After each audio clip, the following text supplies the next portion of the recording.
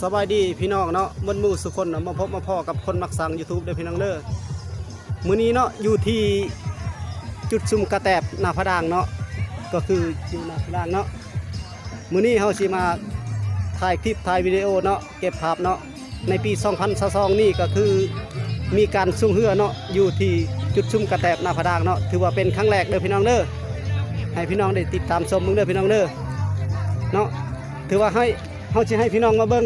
แต่ละจุดเนาะเพราะว่าพอดีมาพ่อเนาะก็เลยถามทางเขาเจ้าว่าเขามีหยังอยู่นี่คือว่ามีเสียงเสพมีเสียงงันเนาะเพราะว่ามีการซุ่มเหือเนาะเลยก็ค่อยกลับไปเบิ่งมึงเนาะถือว่าเป็นครั้งแรกเนาะถือว่าปีทมิตรเลยเนาะปีครั้งแรกนี่มีการซุ่มเหือเนาะอยู่จุดซุ่มกระแตบหน้าพระดางเด้อพี่น้องเด้อเนาะหรือว่าพี่น้องท่านใดที่ว่าอยากติดตามชมเนาะอยากเบิ่งในช่อง YouTube เนาะของคนมักสั่ง YouTube เนาะถือว่าเป็น2ไม้เนาะถือว่าเป็นคนติดตามได้1,000 กว่าคนเลยเนาะพี่น้องเนาะถือว่า 4,000 ชั่วโมงเลยเนาะเดี๋ยวนี้เฮาสิไปเบิ่งเนาะพาพี่น้องไปเบิ่งเนาะถือว่า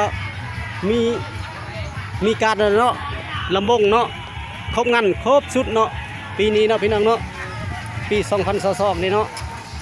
ถือว่ามีการซุ่มเหือเนาะอันนี้ก็คือเส้นทางเนาะไปเนาะบัดนี้เฮาสิพาพี่น้องไปทางพุ่นนี่เนาะพี่น้องเนาะไปเบิ่งบ่อนสิซุ่มเหือเนาะพี่น้องเนาะอันนี้ก็คือเป็นวัดเนาะวัดจุดซุ่มกระแตบหน้าพระดางเด้อหรือว่าวัดบ้านพระดางเนาะ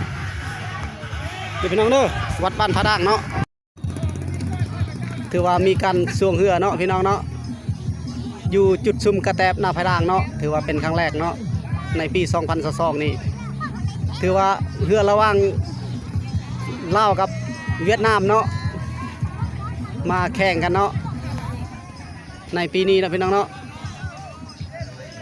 เห็นบ่พี่น้องเฮาสิถ่ายให้พี่น้องเบิ่งเด้อเห็นบ่อยู่ที่เบิ่งก็ได้เบิ่งก็ได้แล้วเด้อเบิ่งก็ได้เปิดพาให้เข้าช่อง YouTube ก็ได้ให้พาลูกหลานเบิ่งก็ได้เนาะ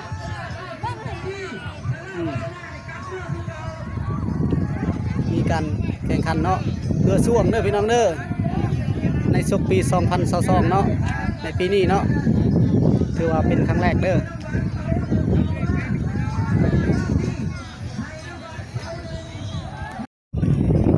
ถือว่ากำลังสิปล่อยเหือไว้เนาะพี่น้องเนาะถือว่ากำลังปล่อยเหือปล่อยนั่นเนาะ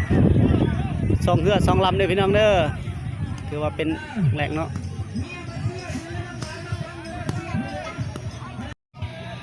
ถือว่าอยู่ที่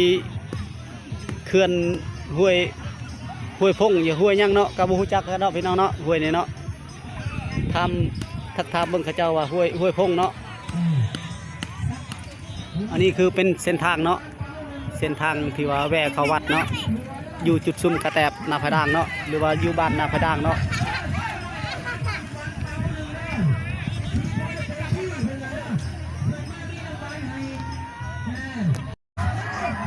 คือว่ากำลังแข่งมาเนาะพี่น้องเนาะกำลังมาเนาะพี่น้องเนาะ2 เหือ 2 ลำเด้อพี่น้องเด้อแล้วมีการซุ่มเหือเนาะระหว่างเวียดนามเนาะกับลาวเนาะจากลาวอยู่ฝั่งใดจากเวียดนามอยู่ฝั่งใดเนาะกันยังทันฮู้เนาะพี่น้องเนาะ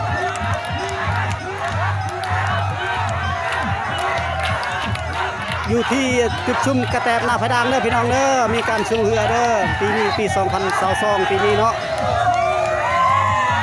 โอ้เนี่ยสงสัยคือสิอยู่เบื้องซ้ายมือนี่เป็นระวังเห็นบ่พี่น้องเห็นบ่มีอยู่1 2 3 4 5 6 4 พายเนาะกันละ6 4 พายเด้อ6 4 พาย7ผู้อยู่ผู้คัดท้ายเนาะอยู่ที่จุดซุ่มกระแตบหน้าพระดางเนาะเพราะว่าบ่ซ้อนได้ไปนี่ก็ถือว่าบ่ได้ใส่เครื่องยังเนาะ ห็นบ่น้องอยู่ที่จุดซุ่มกระแตบหน้าไผ่ดางเด้อพี่น้องเด้อเนาะ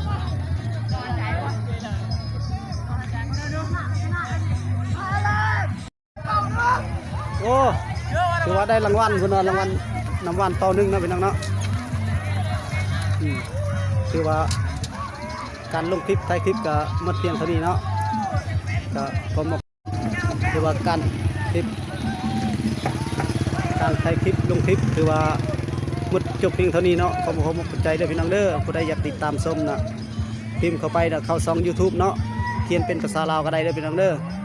คนมักสั่ง YouTube เนาะชาแนลเนาะหรือว่าบ่าวสอนวิไลสุขตะไลกรมเนาะชาแนลเนาะถือว่าพอเพียงจบเท่านี้เนาะผมขอบใจเด้อพี่น้องเด้อเห็นบ่ถือว่าคำแหละสีเมื่อเลยเนาะพี่น้องเนาะ